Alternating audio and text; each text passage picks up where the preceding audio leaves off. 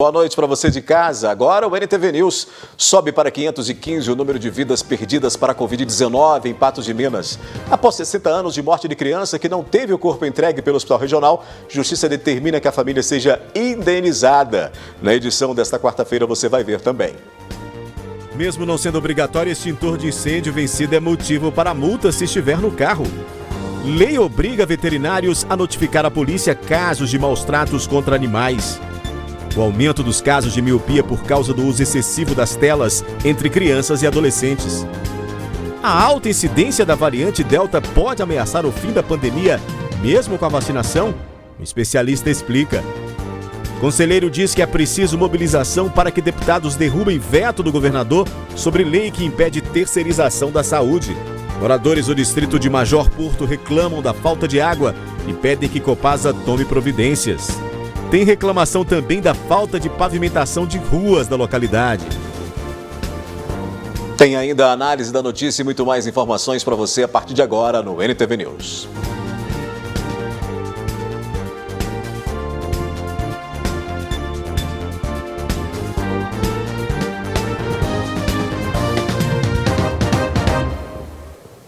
A legislação de trânsito brasileira sofreu algumas mudanças ao longo dos anos e uma delas diz respeito à dispensa do extintor de incêndio em carros de passeio. Mas, se o seu veículo tem um equipamento e está fora da validade, você pode ser multado. Em carros com alguns anos de uso, é possível ver o cilindro vermelho embaixo do banco. O extintor é obrigatório em veículos de transporte coletivo e de carga, mas em carros de passeio, o motorista não precisa mais usar. Essa pode ser uma informação que muitos condutores dominam. O que muita gente não sabe é que se tiver um extintor dentro do carro, ele tem que estar dentro das especificações, principalmente no que diz respeito ao prazo de validade, que é de 5 anos. A resolução que tornou facultativo o porte de extintor de incêndio em veículos particulares é de setembro de 2015. Ou seja, a regra tem 6 anos e os novos projetos de veículos fabricados a partir dessa data sequer têm o suporte para o equipamento. Só que a idade média da frota no Brasil é de 10 anos, de acordo com o Sindicato Nacional de Fabricantes de Peças. Isso significa que tem muito carro rodando com o extintor debaixo do banco e provavelmente esse extintor está vencido. Se o agente fiscalizador encontrar no seu carro o extintor nessas condições, é possível que lhe passe uma multa, mesmo não sendo obrigatório. Se você está escolhendo usar, aquele extintor dentro do seu veículo, ele está fora da norma, está fora da validade, não tem lá os mínimos, não está dentro dos gases determinados, você está sujeito a ter uma multa de R$ 195 e 5 pontos na sua habilitação, exatamente porque você está usando algo obrigatório que está fora. Então, assim, eu aconselho a todo mundo a não usar. O porta-voz do Corpo de Bombeiros explica que o extintor é eficiente, se usado no momento correto. Esse extintor ele é para princípio de incêndio. O que caracteriza um princípio de incêndio? É quando aquele princípio ali de incêndio ele consegue ser combatido com recursos, como um hidrante, como um extintor de incêndio, algum recurso que pode ser operado pelo público leigo sem colocar a vida dele em risco. Agora, se eu verificar que aquelas chamas elas já saíram do controle, se para eu combater aquela chama ali eu vou me colocar em risco, ou então aquele equipamento, aquele instrumento que eu estou utilizando, ele não é suficiente, ele não tem potência de combate suficiente, o ideal realmente é que eu me afaste do local, retire pessoas e objetos que estão próximos com segurança e acione o 93. Nessa empresa de extintores em Contagem, tem equipamentos de todos os tipos. Os menores são os que vêm nos carros de passeio. Tem 1 quilo de carga e são descartáveis. Venceu a validade, é preciso trocar por outro, no valor médio de R$ 80. Os demais extintores podem ser recarregados com pó químico após vencido o prazo. Esses vão nos ônibus, vans e veículos de carga. É preciso que a troca ou a recarga do extintor seja feita em lojas especializadas para não poluir o meio ambiente. Já fala extintor de pó químico. Aquilo é um pó químico que deve ter o seu local adequado para que ele seja destinado. E você deve procurar simplesmente as empresas credenciadas pelo Inmetro para que dê um bom destino àquele pó. Porque se nós jogarmos esse pó no meio ambiente, isso vai trazer grandes problemas. Na época da resolução, o CONTRAN justificou o uso facultativo, alegando que os veículos novos são mais seguros contra incêndios. O porta-voz do Corpo de Bombeiros concorda com a tese, mas pondera que nas ruas ainda há carros mais velhos, sujeitos a problemas mecânicos com mais frequência. Se você tem um carro mais antigo, né, porque embora a obrigatoriedade ela tenha sido retirada de forma ampla, a gente tem carros com tecnologia mais antiga que estão sim sujeitos, né, tem um maior risco de incorrer no incêndio. Então, especialmente se você tem algum carro ali, às vezes com algum problema mecânico, um carro ali principalmente antes de 2005, dos anos 2000 ali, a possibilidade de você ter um problema que resulte um incêndio, ela é muito maior. E a prova disso é que até pela nossa própria experiência, né, em relação aos incêndios para os quais nós somos acionados, realmente eles envolvem, em sua maioria, carros ali que já têm mais de 15 anos de fabricação. Você sabia que já está em vigor a lei que obriga os médicos veterinários a denunciarem os maus tratos aos animais, os casos de maus tratos? É o que a gente vai ver agora, então. Sancionada pelo governo de Minas Gerais no último sábado, a nova lei obriga veterinários de todo o estado a notificarem a Polícia Civil sobre maus tratos aos animais. Os maus tratos eles estão previstos numa lei federal, que é a Lei dos Crimes Ambientais, que foi regulada por uma lei estadual que especifica o que seriam os maus tratos, que seria abandonar animais, colocá-los para lutar, deixar sem alimentos. E essa lei veio a regulamentar o fato de que um animal, ao ser levado para uma veterinária, os veterinários ou a clínica veterinária têm a obrigação legal de informar a Polícia Civil em caso de constatação de maus tratos. Todos os animais que chegarem na clínica com sinais de maus tratos, hematomas, cortes, perfuração a tiro, a faca, além das que você vê em qualquer ambiente fora da clínica também, cachorro magro demais, amarrado em corrente curta, em arame farpado, que a gente vê para todo lado, né? Nós temos que denunciá-los à Polícia Civil e a partir daí é um inquérito policial, apuração, e a pessoa que está fazendo aquilo vai pagar por isso. A notificação feita pelas clínicas veterinárias deve conter detalhes da situação e caso algum veterinário deixe de comunicar sobre os maus tratos, eles podem ser multados em quantias que podem variar entre R$1.000 a R$4.000. Essa notificação tem que ser feita por escrita, inclusive é a obrigação da clínica recolher todos os dados necessários para identificar aquele que levar o animal até a clínica. Mas isso também é importante lembrar que não pode servir de desestímulo aos cuidados com os animais, daquela pessoa que vê um animal machucado na rua, deixar de levá-lo até uma clínica só com medo de ser acusada de alguma coisa. Obviamente, existe um bom senso por parte de todos os envolvidos. Uma situação comum configurada como maus tratos aos animais é a criação de filhotes de cães no intuito de comercializá-los. Criadores de cães que exploram as fêmeas, criam em cativeiro, né? Ambiente muito curto, insalubre, e um cio após o outro vai colocando para cruzar para vender os filhotes. Isso também é considerado maus tratos. Tem cadela que chega aqui para serem operadas, que a gente vê que tem aderência enorme, que é sinais de 5, 6, 7 cesáreas.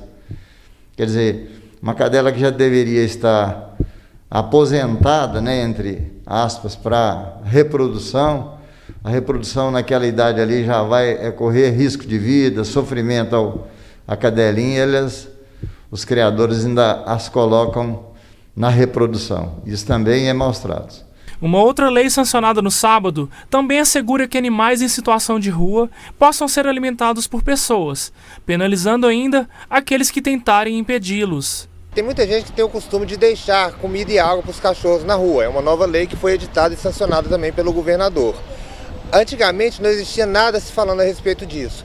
Hoje equipara-se a maus tratos você impedir que alguém alimente um cão na rua. Então é muito importante saber que se você impedir que alguém trate de um animal, você pode ser enquadrado no crime tipificado como maus tratos, ser encaminhado à delegacia e o pior, por se tratar de um crime com pena superior a 5 anos, não ter fiança. Depois do intervalo aqui no News, o aumento dos casos de miopia por causa do uso excessivo das telas entre crianças e adolescentes. Mercado em alta, carros usados impulsionam as vendas do setor.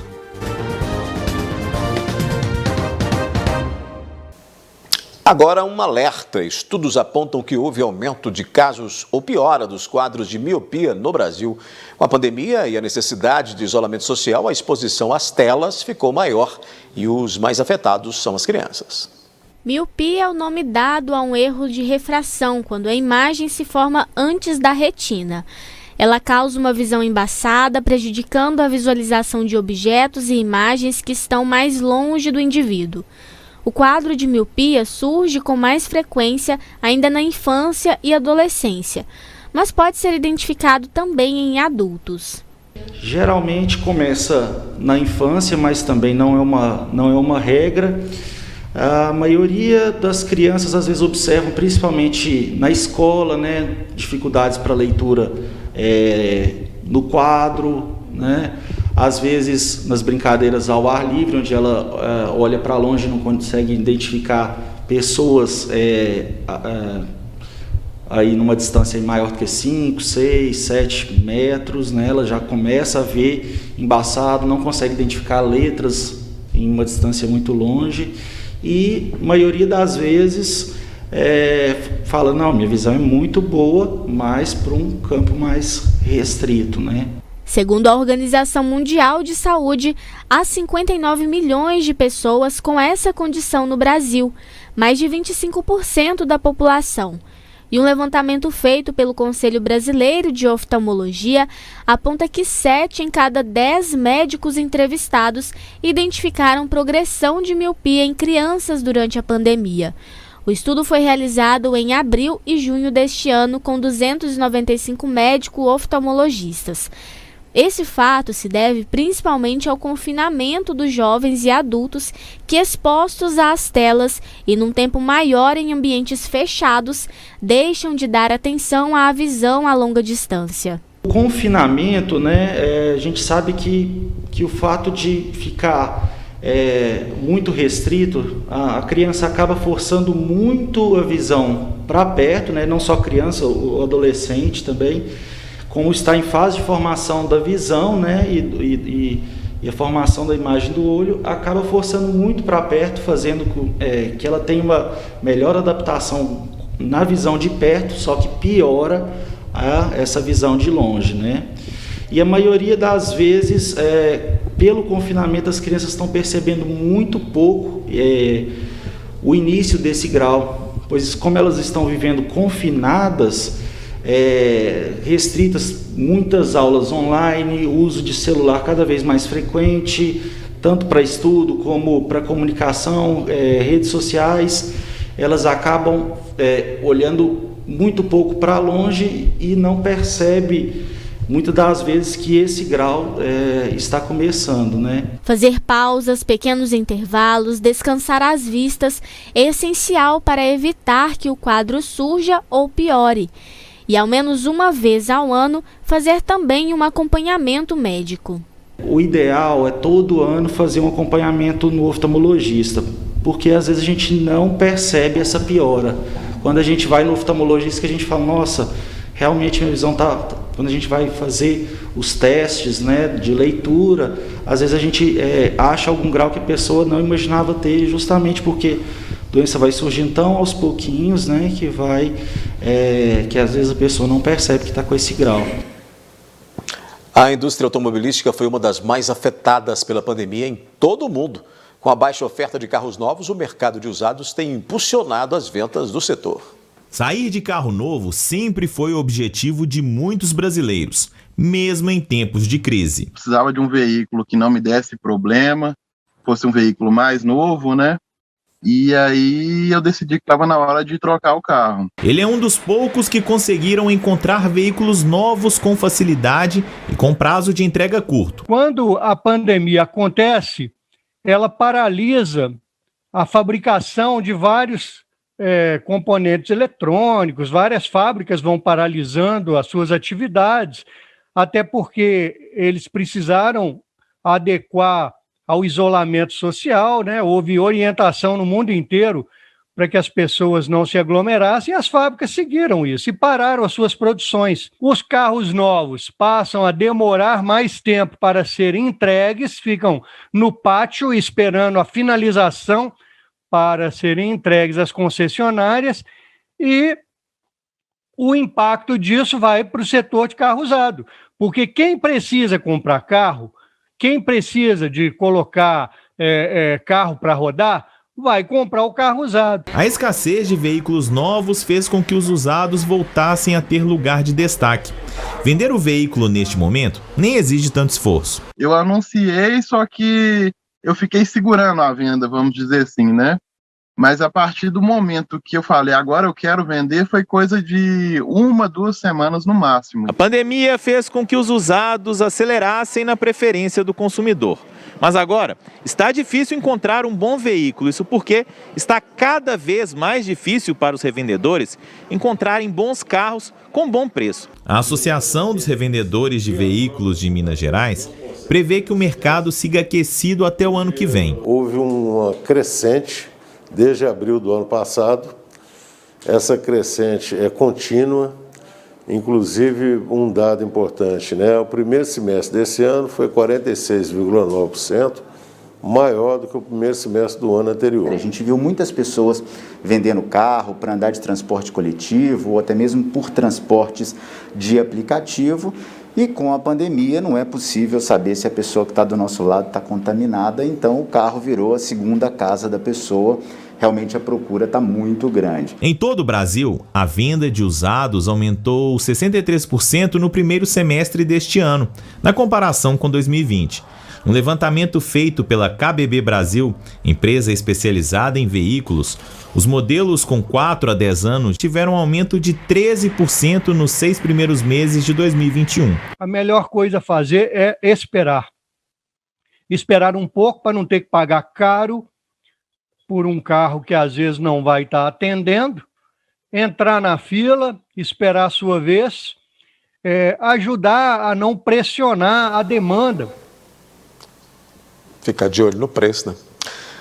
Daqui a pouco tem a previsão do tempo aqui no NTV News e ao vivo nós vamos conversar com especialistas sobre o risco da variante Delta ameaçar o fim da pandemia, mesmo com a vacinação, e ainda a possibilidade de perda de eficácia das vacinas com o tempo.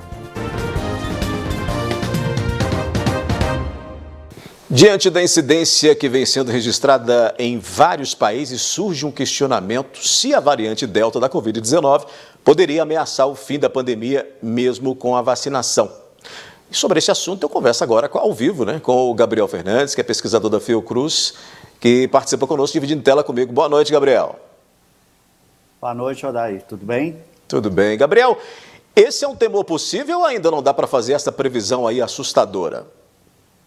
Pois é, ainda não dá para a gente afirmar que vai ser um problema muito grande, porque, como eu já até tinha falado algumas vezes, o objetivo da vacina não é impedir a transmissão do vírus, é impedir que ele cause uma doença grave.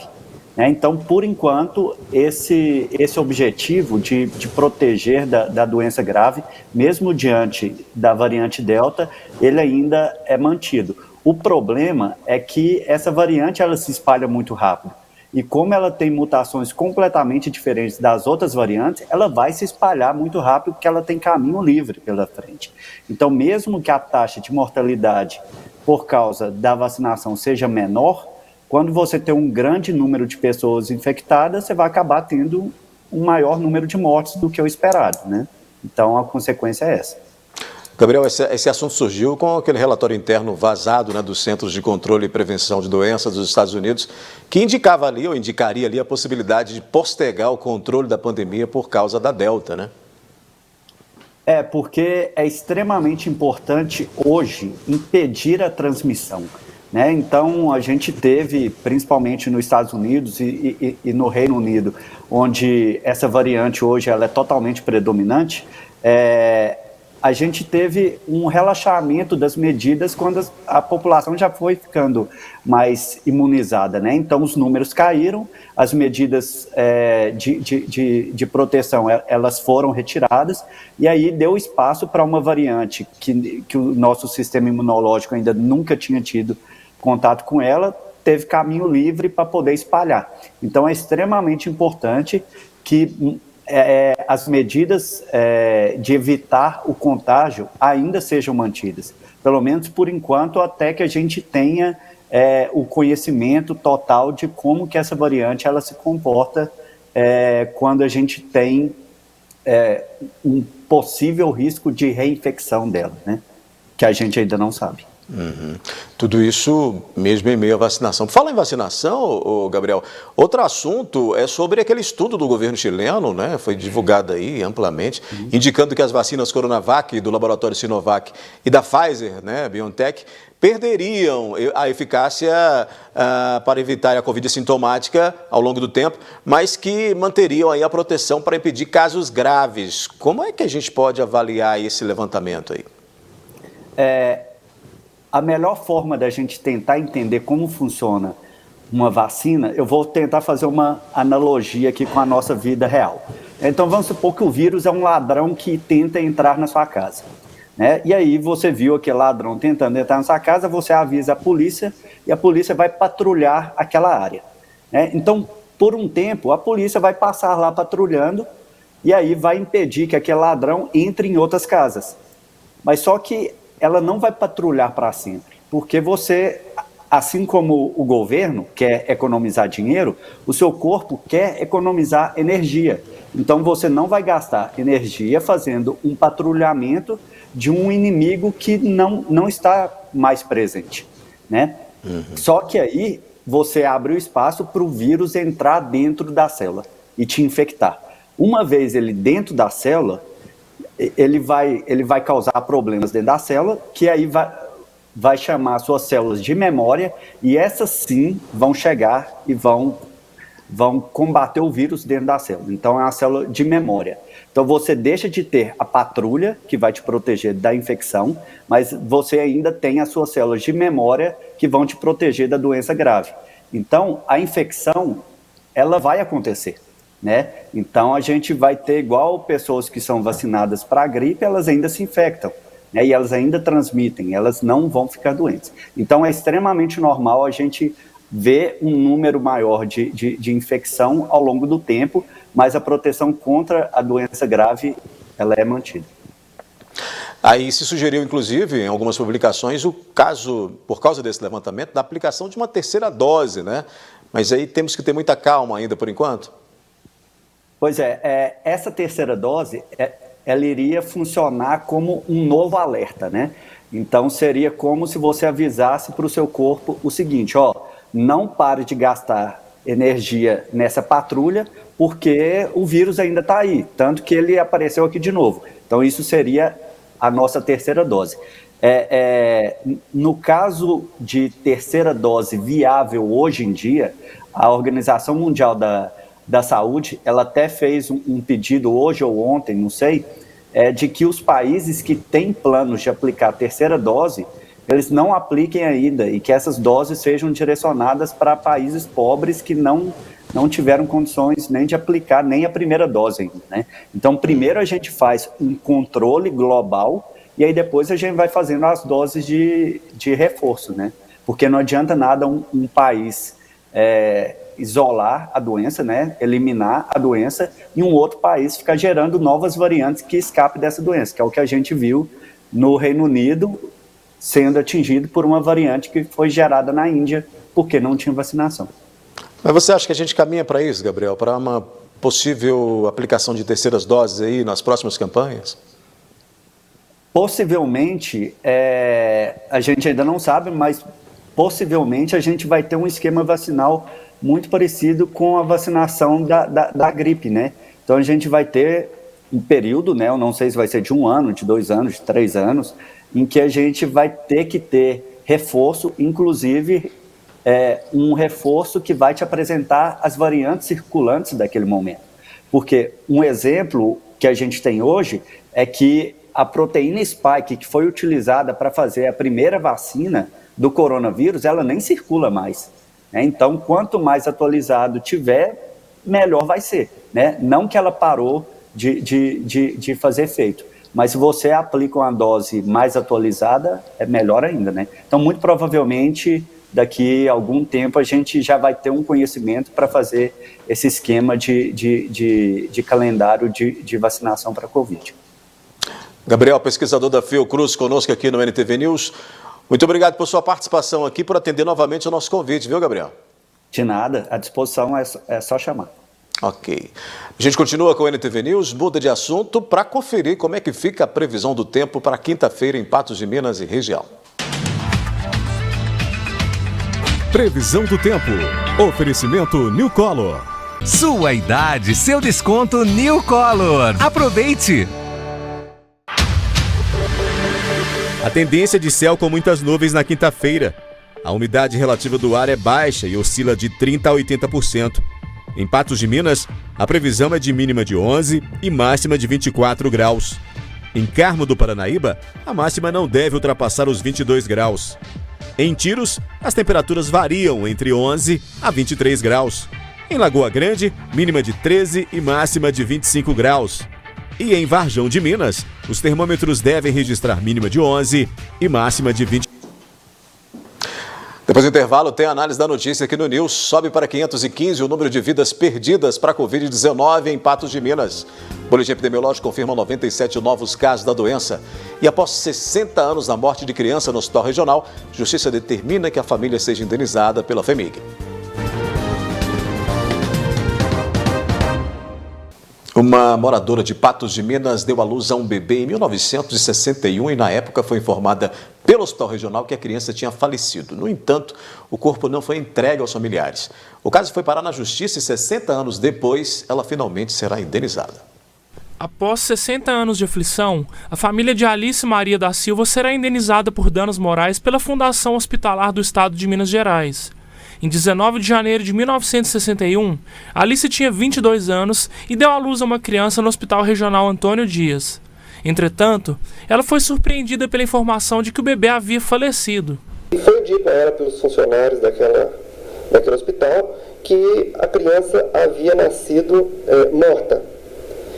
Contudo, o corpo não foi entregue à mãe, ao argumento de que ela é pobre e não teria condições de arcar com as despesas do sepultamento. Ela voltou para casa sem a criança. Essa mãe tem problemas mentais. E no ano de 2008, uma irmã, dessa menina que teria nascido morta, procura o nosso escritório e nós propusemos uma ação de indenização contra o Estado. Por estar abalada com a morte do bebê, Alice acreditou nos funcionários do hospital e só foi desconfiar da situação após relatar o fato para outra filha, que decidiu procurar a justiça. Na ação contra o Estado, foi questionada que o médico e os funcionários teriam o dever de atestar a morte e colocar qual seria a causa da morte. Pela ausência do cumprimento de um dever que os médicos, que o hospital estava obrigado a cumprir e não cumpriu, entende-se que houve uma ação ilícita e que gerou um sofrimento psicológico para a mãe, que não teve a oportunidade de prestar as homenagens fúnebres, não teve condição de enterrar e muito menos de fazer as visitas aos túmulos, como é costume numa família católica que é.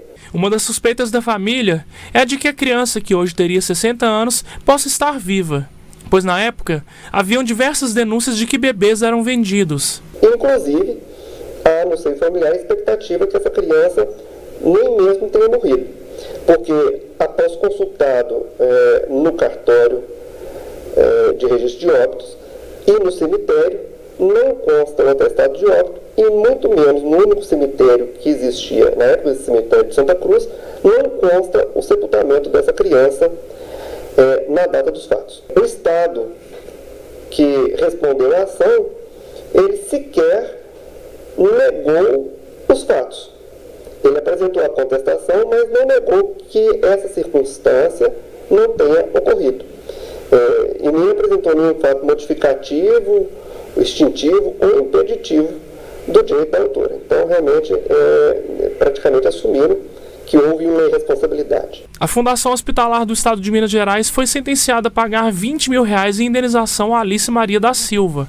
No entanto, a família considera o valor insuficiente, pelo sofrimento causado em mais de 6 décadas.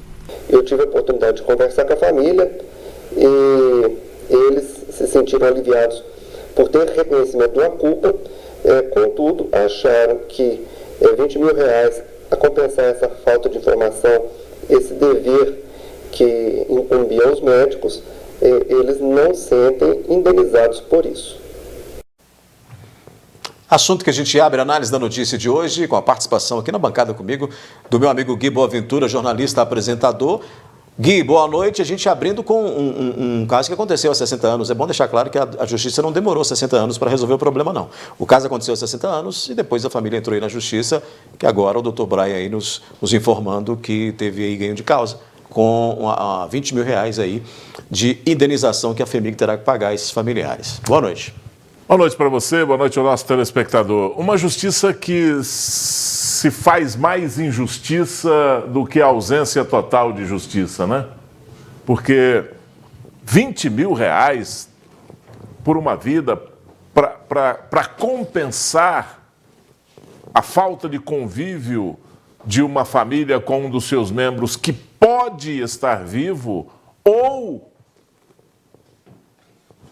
que foi morto ou que morreu, nasceu morto, né, e que a família não pôde cumprir o ritual que todos nós, culturalmente, estamos acostumados a cumprir, né? Tem um ritual quando nasce, tem um ritual quando tem qualquer tipo de problema, tem um ritual quando morre. Isso é preciso existir, porque senão as pessoas não se desligam daquele problema emocionalmente falando ou sentimentalmente falando, da maneira com que aprenderam a ser. É preciso que tenha um velório, é preciso que tenha um sepultamento, é preciso que tenha aquela certeza na alma de que ali foi o fim de um ciclo.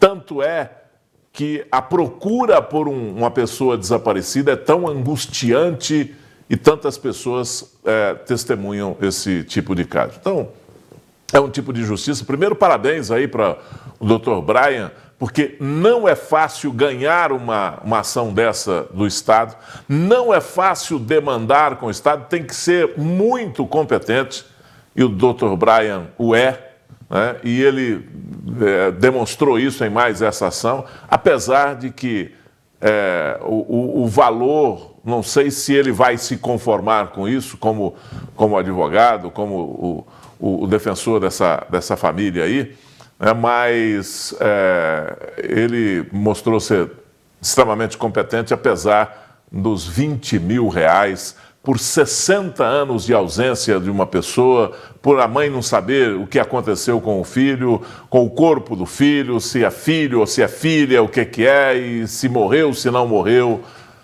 R$20 mil. É um negócio que é um absurdo. Se bem que, Odair, há uma convenção entre os juízes de se pagar, devido ao novo Código Civil, o tanto de pedidos de indenização, tanto de causas nesse sentido que abarrotaram a justiça, os juízes convencionaram, não sei porquê, de pagar um valor muito baixo para cada indenização, diminuíram o valor das indenizações, pagam muito baixo as indenizações no Brasil, seja ela de que qualidade for, né?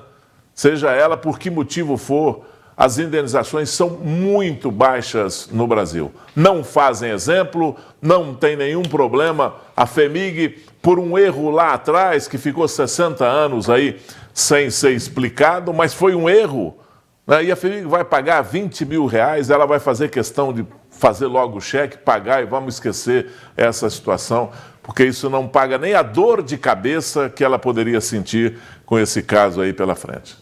Parece caso de ficção, né? Parece que você viu num filme uma situação. Verdade. Vamos aos dados da Covid-19 em Patos de Minas, que está aí na tela aí. Vamos aos números da Covid. No boletim de hoje foram registrados 97 novos casos da doença, sendo 39 da semana passada, mas só agora divulgados, né? E outros 58 casos referentes ao período de 1º a 4 de agosto, portanto, do domingo até hoje. Mais um óbito foi confirmado. A vítima é uma mulher de 30 anos que faleceu ontem. Uma vítima jovem, né, Gui? Aliás, essa faixa etária, a morte está acometendo pessoas cada vez mais jovens em relação a esse problema da Covid aí, né? Isso por quê? Está surtindo efeito a vacinação, né? Está protegendo as pessoas mais idosas, as pessoas mais velhas têm morrido menos, né? E as pessoas mais jovens estão sendo vítimas dessa doença e aparecendo com mais frequência porque elas estão facilitando a contaminação. As pessoas mais jovens estão se contaminando com mais facilidade. E olha, eu vi um dado hoje que é um dado preocupante.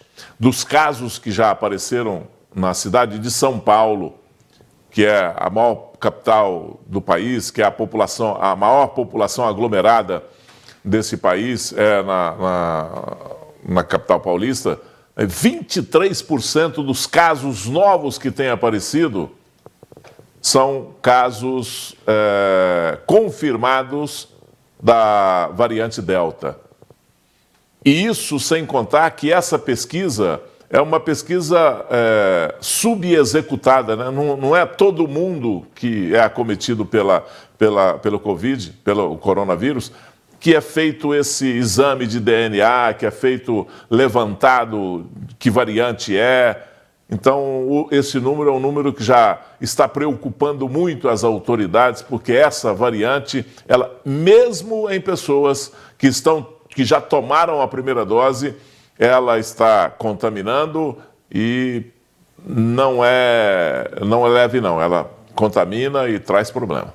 Pois é, inclusive até agora há pouco o pesquisador da Fiocruz falou que ainda pouco se sabe, não dá para determinar como é que essa variante, né, a extensão da gravidade dela, mas que por isso as pessoas precisam se cuidar, como você disse aí, porque ela está presente não só no Brasil, mas em praticamente todos os países. Sim, né? Em alguns lugares, inclusive, com números elevadíssimos. Né? Que ela contamina com mais rapidez, isso é fato, né? Já está certo. Já está constatado. O que ainda se estuda é se ela é mais grave ou se ela mata mais, se ela é mais agressiva ou menos agressiva do que as outras variantes anteriores. E até que ponto as vacinas podem combatê-la, né?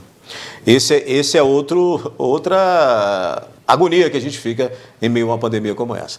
Vamos para os números aí. Pelo segundo dia consecutivo, a gente falando do comparativo de leitos, Gui, a Prefeitura informou que não foi possível calcular o total de ocupação em leitos clínicos e UTIs devido à inconsistência no painel de monitoramento, como a gente tinha falado ontem, mas que já estão sendo realizados ajustes necessários para que o problema seja resolvido. Eu entrei em contato hoje com a direção do Hospital Regional e agora à tarde a ocupação no Hospital Regional, leitos Covid, estava em 90%.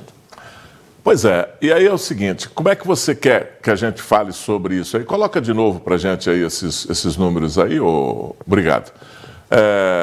Como é que você quer que a gente fale sobre esses números se eu não posso acreditar que é 90%, 97% de ocupação em leitos clínicos, que é 57% de ocupação em leitos de UTI nos hospitais públicos e privados?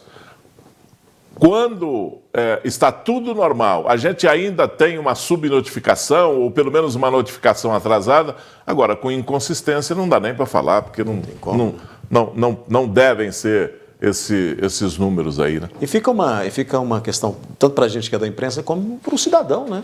Para ele entender principalmente para o cidadão. Porque aí ele fica na dúvida do que é que pode estar... Porque o número é oficial, né? Sim. O número é um órgão oficial que está divulgando. E o cidadão fica imaginando até que ponto aquilo ali, essa numeração, essas inconsistências no painel serão resolvidas, enfim. Até porque a gente falou outro dia, inclusive, aqui, e continua a diferença no número, por exemplo, de óbitos do Estado para o município, que é uma inconsistência de números que, na quantidade de tecnologia que a gente tem, não cabe mais achar que esse cruzamento de dados forneceria erros, né, de um número do Estado para o município ou do município para o Estado. Mesmo porque estamos ligados online, em tempo real, né, com todo mundo hoje, através da internet. Se bem que a diferença é muito pequena, e tanto faz um quanto o outro, de 514 para 520, não faz tanta diferença para você tirar a sua conclusão, mas faz diferença para você acreditar ou não nos números que estão sendo apresentados para você com essa discrepância, com esses erros aí. Muito bem.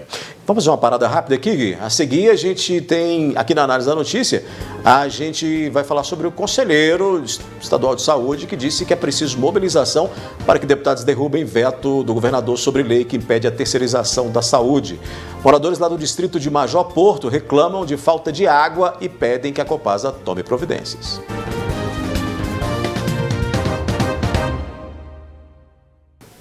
Foi vetado pelo governador Romeu Zema projeto de lei aprovado pela Assembleia Legislativa de Minas Gerais, a lei, aprovada pela LMG, que impedia o Estado de terceirizar a gestão de órgãos públicos como o Hospital Regional, sem antes ouvir os conselhos. O veto do governador pode ser derrubado pela Assembleia Legislativa de Minas Gerais, que ainda poderá promulgar a lei. Membro do Conselho Estadual de Saúde, Pedro Cunha disse que espera que os parlamentares cumpram seu papel. Nós pedimos aos deputados que derrube o veto do governador e que faça prevalecer a ansiedade, o desejo da comunidade, que é que tenhamos um SUS público e de qualidade. Os deputados têm 30 dias para apreciar e votar o veto. Para isso, será necessário que pelo menos 39 dos 77 deputados compareçam à sessão da LMG. O temor do conselheiro é de que as instituições de saúde passem a ser geridas por uma OS. Essa lei diz especificamente as organizações sociais. E nós não queremos organizações sociais nos hospitais da rede FEMIG, nós não queremos organizações sociais no hospital regional. Nós queremos um SUS público e um SUS de qualidade. Temos que entender que o hospital foi criado por nós, pela nossa comunidade, o hospital foi criado pela comunidade patense e a comunidade do entorno. Para Pedro Cunha, é preciso que ações sejam realizadas para chamar a atenção dos deputados mineiros em busca da derrubada do veto do governador. Nós estamos vivendo um momento que os deputados daqui a pouco vão estar correndo atrás de votos. Então é hora, eu conclamo a todos os militantes da saúde, a todos os conselheiros, a todos os trabalhadores, a todos que querem um SUS público de qualidade, a todos que querem que o hospital continue com uma gestão indicada pelo próprio governo e não por organizações sociais e não coordenada pelos grandes planos de saúde, para que converse com o seu deputado, converse através de e-mail, através do WhatsApp, através das redes sociais e peçam eles para vetar para derrubar esse veto do governador e que aí a lei possa ser promulgada pela Assembleia. Quero dizer. Muito bem. O Gui, o Pedro Cunha chamando atenção aí para essa questão aí de estar na mão dos deputados, e é isso mesmo. Mas ele alerta, inclusive ele fala em um ponto do vídeo dele, que nós estamos num período pré-campanha, praticamente, um ano antes das eleições aí, e que isso pode influenciar na decisão deles com relação a derrubar ou não o veto. E ele pede que cada um faça a sua movimentação e a sociedade tem que acabar se mobilizando mesmo, se é esse o interesse de não deixar terceirizar os hospitais, a rede de saúde, como é o caso aqui do regional. Isso é extremamente válido, infelizmente, A gente falar no nosso sistema político, o relacionamento político, o que tem povo e político, a gente falar que tem que fazer pressão para defender os interesses do povo é um negócio assim extremamente absurdo, que não dá para entender, que sai completamente fora da lógica, porque você elege um deputado para ele te representar lá, para ele fazer lá valer a sua vontade lógica, não a vontade absurda, não a vontade, mas a vontade lógica do coletivo. É para isso que é eleito um deputado. E aí a Câmara faz um projeto, a Assembleia faz um projeto, e o projeto de autoria dela aprova e manda para o governador tem que sancionar, tem que aprovar aquilo e sancionar. Ele veta e devolve para a Assembleia. Esta Assembleia fala, não senhor, o senhor está defendendo os seus interesses aqui, nós estamos defendendo a vontade do povo, então nós vamos derrubar o seu veto e promulgar essa lei. E pronto.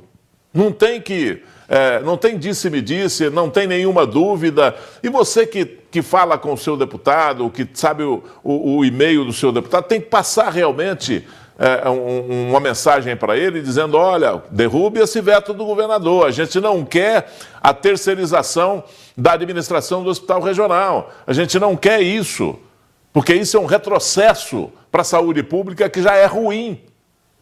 Nós vamos cobrar de um particular. E esse particular vai olhar para o povo e falar, não tenho satisfação nenhuma a dar para você. Então é preciso realmente fazer o que o conselheiro, o Pedro Cunha, pediu aí. Né? Fazer pressão, pelo menos se fazer presente e mostrar para o seu deputado a sua vontade. Mas eu, de cá, aqui com os meus botões, eu não acho de maneira nenhuma que prevaleça esse veto do governador. Porque esse governador é tão louco que, como ele fez em relação à Supram, que ele derrubou, que ele não quis trazer para cá, que ele fez tudo para ela não existir em Patos de Minas, agora ele mesmo vem inaugurar a Supram aqui em Patos. Ele pode ter esse veto derrubado lá na Assembleia e depois vir cortar fita aqui de inauguração no Hospital Regional. O Gui, até porque já era esperado esse veto dele. Gui, vamos mudar de assunto aqui, vamos para uma reclamação que vem lá do distrito de Major Porto, onde os moradores relataram que vem constantemente ocorrendo falta de água. Angélica mora há mais de 20 anos no distrito de Major Porto. A imagem da torneira reflete a realidade dela e dos vizinhos. Por vezes, chegou a faltar água por 7 dias consecutivos. Sempre foi precária, né? Porque sempre teve água bem fraquinha, só que de um ano para cá vem acontecendo de faltar água muitas vezes na semana. E a gente fica em apuros, porque tem vezes que fica um monte de coisa para arrumar e você não consegue fazer nada sem água, né? Você faz bolo, né? E eu faço bolo e tem vezes que eu passo o maior trabalho para fazer. Já aconteceu de eu ficar quase sem água para beber. E nós teve que desdobrar e comprar uma caixa, a caixa e a bomba para poder jogar água no chuveiro, porque todo dia tinha que tomar banho na água esquentada. Os problemas não param por aí. Quando a água chega, é preciso calcular com que ela será gasta. No entanto, às vezes não dá nem para atender todas as necessidades. Não, é muito difícil. Nossa, é muito difícil mesmo, porque já teve vez de eu ficar 2 dias sem ter que lavar vasilha, porque tem vez que a água acaba e às vezes é um horário que a gente nem não vê para poder a gente parar a água antes, sabe? Já aconteceu de eu ficar uns 2 dias sem lavar vasilha, casa também, sabe? É difícil, muito difícil. É igual banho, agora tem a caixa, dá para tomar banho, mas antes era muito mais difícil. Tudo isso acontece a poucos metros dessa estrutura da Copasa, montada na rua Jacob Benfica. Detalhe, no local foi colocado este padrão de energia, que ainda não foi ligado, e essa caixa d'água, que segundo os moradores está vazia. Quem mora no local teve que tirar dinheiro do próprio bolso e investir em equipamentos para tentar solucionar o problema. Dá muita revolta, porque é só para nós aqui. O pessoal lá de baixo tem água normal, tem rede de esgoto, é só para nós que dá muita revolta, porque é muito descaso, né? Eu já liguei várias vezes lá na Copasa, eles sempre falam que vai vir cá olhar e não olha. O rapaz daqui faz também o que pode, que nem sempre tudo tá na mão dele, ele só recebe ordem também de lá, né? Aí eles nunca que dão uma resposta, sabe? Nunca que faz força de vir aqui arrumar, eles só falam. Eles vêm aqui e só tiram foto, para te falar a verdade. Outra situação recorrente da parte alta de Major Porto é a rede de esgoto, que segundo os moradores não foi implantada por completo. Só na casa da Maria de Fátima, 4 fossas tiveram que ser construídas. No meu quintal já tem 3 redes de esgoto. O meu quintal é pequeno e até quando vai furar buraco? Até quando vai caber buraco para a gente furar uma fossa? Nós começou a furar uma fossa ali, ainda não terminou. Fossa já, e vai inteirar 4, mas meu marido não tem prazo, ele trabalha de domingo a domingo. Como que ele vai furar a fossa? Ele não tem prazo. O dinheiro que ele ganha não dá para pagar uma pessoa por furar. A fossa você vai pagar por dia, por metro. É R$200, porque não tem rede de esgoto. Então como que não vai ficar nossa vida toda desse jeito? Essas casas todas aqui no bairro que não tem. Para quem vive por lá, o sentimento é de abandono, de tentativas por busca de soluções frustradas. Mas eles não vão desistir e, mais uma vez, clamam por ajuda. Precisa de solução, porque a gente paga o que vier de água e de rede de esgoto, a gente paga, mas a gente tem que ter, né? A gente tem que ter a rede de esgoto. Então é isso. Estamos abandonados em todos os sentidos. Asfalto, que não tem, rede de esgoto e a água do jeito que eu tô falando que tá. A Copasa informou por meio de nota que o abastecimento de água da rua Jacob Benfica encontra-se normalizado na tarde desta quarta-feira e que a falta de água ocorrida na última terça foi ocasionada por um problema eletromecânico na bomba que abastece o reservatório da localidade. O texto diz ainda que a manutenção foi realizada por técnicos da companhia ainda na tarde de ontem. Está na tela, inclusive, aí a nota, né? Sobre a rede de esgoto, a companhia afirmou que, para viabilizar o prolongamento da rede coletora, os clientes devem solicitar a ligação por meio de um dos canais de relacionamentos da empresa, no site copasa.com.br, pelo aplicativo Copasa Digital ou pelo telefone número 115, meu caro Gui.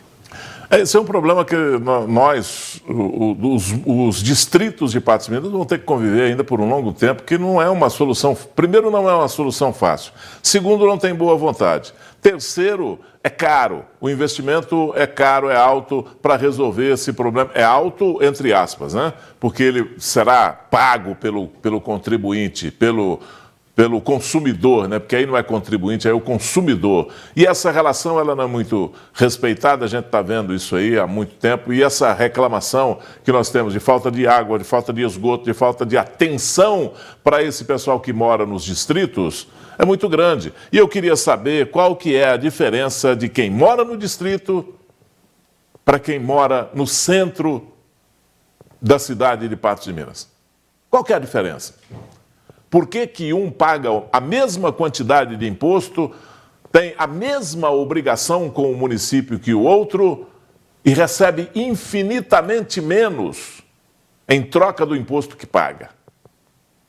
Porque lá em Major Porto tem gente que paga mais imposto do que muita gente que está morando no centro da cidade e não tem os mesmos benefícios. Então, é um absurdo que precisa ser corrigido. O mesmo trato que é dado para as pessoas que moram na sede do distrito tem que ser dado, na sede do município, tem que ser dado para as pessoas que moram nos distritos. Caso contrário, é uma injustiça. Ponto. A questão é que o problema foi resolvido por hora, né? Mas o morador reclama que sempre, ou quase sempre, volta a ocorrer o desabastecimento de água. Sempre, né? É sempre. Porque aí a manutenção ela é feita quando o problema ocorre, mas ela não é feita preventivamente para evitar que ocorram mais faltas de água. E outra coisa, o serviço que é prestado lá é um serviço empírico, é improvisado, não é o definitivo.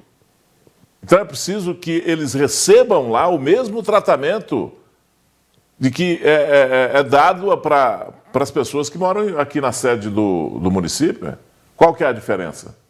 Você vai lá em Santana de Patos, o problema é o mesmo, estão jogando esgoto lá no Espírito Santo, e o Espírito Santo imediatamente cai no Paranaíba e vem embora para cá. Em outros locais aí é a mesma coisa, e é esgoto in natura, jogando nos córregos, caindo nos rios, quando tem esse esgoto, porque na maioria das vezes, na maioria dos distritos, é fossa séptica, e é a chamada fossa negra, que não tem nenhum tratamento, ela não tem nenhuma compensação para ser usada daquela maneira. Moradores esperam que isso seja resolvido e que não passem por novas situações, mas como você acabou de dizer, isso vai voltar a ocorrer, porque não há uma medida lá definitiva para resolver esse problema. Gui, por hoje a gente encerra por aqui a nossa análise. Obrigado pela sua participação. Amanhã você volta, né? Estaremos aí. Obrigado, boa noite e até amanhã. Boa noite a todos. Amanhã a gente se encontra aqui no NTV News. Até lá.